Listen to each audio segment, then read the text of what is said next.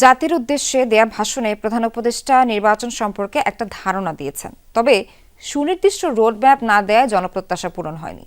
এ মন্তব্য করেছেন বিএনপির স্থায়ী কমিটির সদস্য সালাউদ্দিন আহমেদ। লেবুর সুঘ্রাণ আরো বেশি, ত্বকের যত্ন আরো বেশি, চলে আরো বেশি। আপনার পকেটে কি বিদেশি না বাংলাদেশি? সকালের রাজধানীর কড়াইল এলাকায় বিটিসিএল কলোনিতে জিয়াউর রহমান ফাউন্ডেশনের উদ্যোগে ফ্রি মেডিকেল ক্যাম্প অনুষ্ঠিত হয়। সেখানে উদ্বোধনের পর তিনি বলেন, সরকার আন্তরিক হলে 4 থেকে 6 মাসের মধ্যে ভোট গ্রহণ সম্ভব। গণতান্ত্রিক যাত্রায় কোনো কৌশল প্রয়োগ না করতে অন্তর্বর্তী সরকারের প্রতি অনুরোধ জানান তিনি। সালাউদ্দিন আহমেদ বলেন, ভোটের অপেক্ষায় দেশের জনগণ, তাই যত দ্রুত সম্ভব সংস্কার সম্পন্ন করে নির্বাচন দেওয়া উচিত। তত্ত্বাবধায়ক সরকার প্রসঙ্গে তিনি বলেন, সংবিধানে এই ব্যবস্থা পুরোপুরি ফিরে আসা দেশ ও জাতির জন্য ইতিবাচক।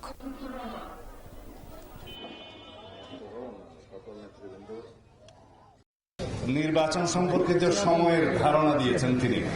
এখানে দিন তারিখ মাস সহ এবং নির্ধারিত প্রয়োজনীয় সংস্কার নির্বাচনমুখী এগুলো করা এবং তার জন্য প্রয়োজনীয় সময় নির্ধারণ সহ এবং একটি নির্বাচনের রোডম্যাপ জনগণ প্রত্যাশা করেছিলেন মাননীয় প্রধান উপদেষ্টার কাছে, এই অন্তর্বর্তী সরকারের কাছে।